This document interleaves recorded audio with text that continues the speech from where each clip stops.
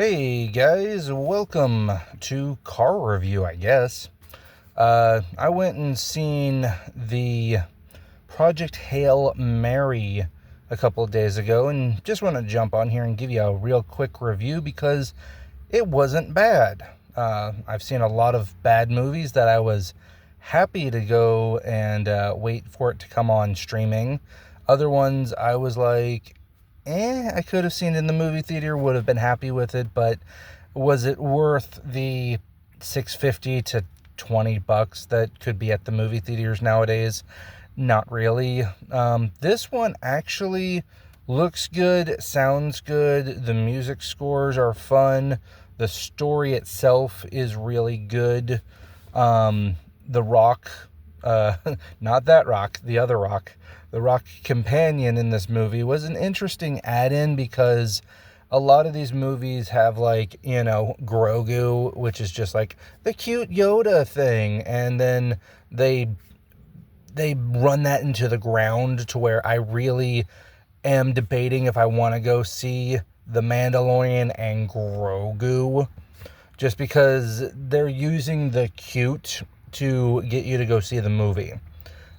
If they send Baby Yoda / Grogu to some other planet at the end of the movie, that might make me want to go see it because, hey, they're getting rid of the money-making factory toy thing and hopefully getting back to telling better stories because that third season was absolute garbage.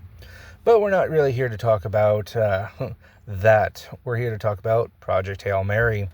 So Project Hail Mary is an interesting story. The world is going to be destroyed or end at some point because of things. I'm not going to get into it because those are like super spoily.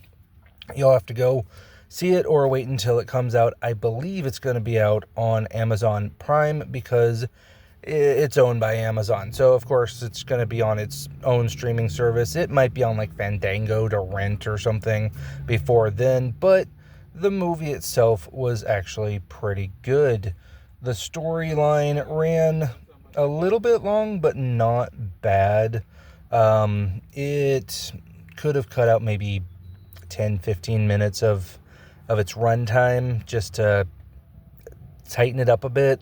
There was nothing besides maybe one scene that they could have cut out completely, but they could have tightened it up a lot. So, but it'd be about 15 minutes, not a huge chunk. It's not even really a long movie, but it did have a few scenes that were just kind of like, okay, we didn't really need to see this. There was this montage that they did at like somewhere around the middle that just didn't need to be there, or it would have been funnier if they said something like, oh, we need this, and then they brought that thing back and it was like a truck full of stuff when they open the door. You'll know when you see it.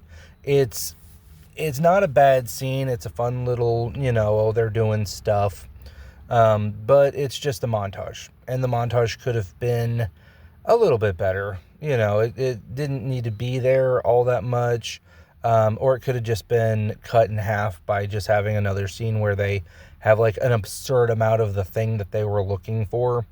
So that's kind of my process. But the story is half, flashbacks, half him trying to go and save the world with this Rock character named Rocky, which is a fun character.